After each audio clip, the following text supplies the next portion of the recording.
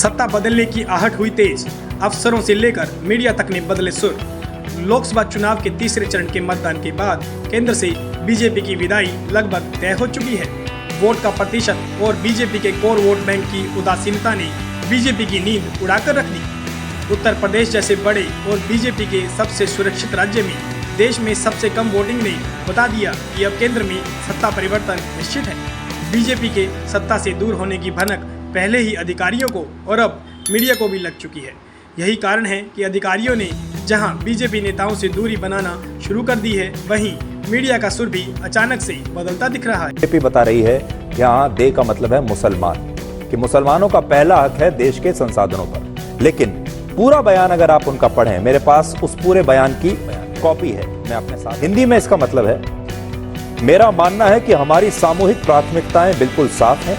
ये प्राथमिकताएं हैं कृषि, सिंचाई और जल संसाधन, शिक्षा, बुनियादी ग्रामीण ढांचे में निवेश, सामान्य बुनियादी ढांचे में सार्वजनिक निवेश की जरूरतों के साथ साथ अनुसूचित जाति, जनजाति, अन्य पिछड़े वर्ग, अल्पसंख्यकों, महिलाओं और बच्चों के उत्थान के कार्यक्रम। अनुसूचित जाति और जनजाति के लिए घटक योजनाओं को पुनर्जीवित करने की आवश्यकता होगी। हमें यह सुनिश्चित करने के लिए नवीन योजनाएं बनानी होंगी कि अल्पसंख्यक, खासकर मुस्लिम अल्पसंख्यक, विकास के लाभ में समान रूप से भागीदार बनने के लिए सशक्त हों। संसाधनों पर पहला दावा उनका ही होना चाहिए। इसमें उनका मतलब ये नहीं है कि मुसलमानों का होना चाहिए।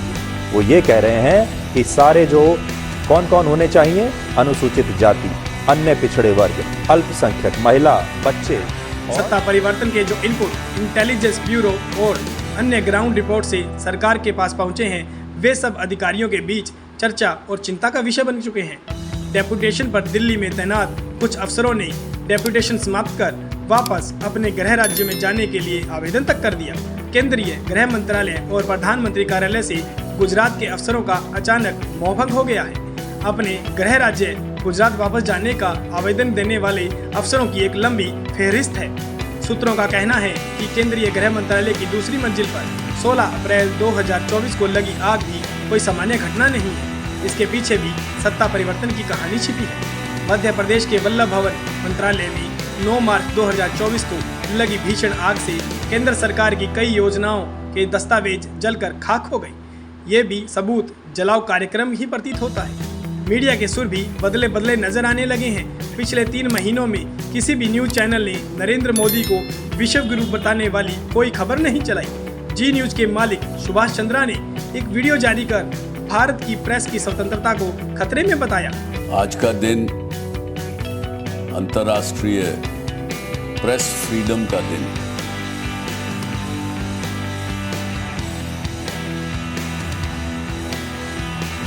विश्व में शायद मुझे ये कहना पड़ेगा कि दुर्भाग्य है कि भारत का रैंकिंग प्रेस फ्रीडम में 180 देशों में से एक 159 नंबर पर है। और सार्वजनिक तौर पर मोदी सरकार के खिलाफ मोर्चा खोल दिया। इंडिया टुडे ने प्रधानमंत्री नरेंद्र मोदी द्वारा कांग्रेस के मैनिफेस्टो के बारे में परोसे झूठ का पर्दाफाश कर परिवर्तन के स्पष्ट संकेत दे दिए हैं। कांग्रेस का विज्ञापन छापने दिखाने से कतराने वाले अखबार, चैनल के पहले और दूसरे चरण के बाद अपना स्टैंड बदल लिया है। नेशनल और प्रादेशिक मीडिया धीरे धीरे बीजेपी सरकार की गोदी से नीचे उतर आई है और अपने पांव जमीन पर खड़ा करना चाहती है।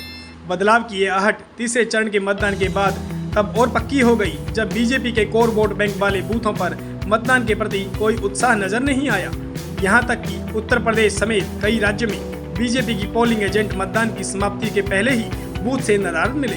बीजेपी का अब की बार 400 पार का अफलातूनी नारा अब की बार 400 सीटों पर हार में तब्दील हो चुका है। बहरहाल ये तो आने वाला वक्त ही बताएगा कि बीजेपी 400 पार होगी या सत्ता से बाहर। तब तक आप देखते रहिए पत्रकार की पोटली।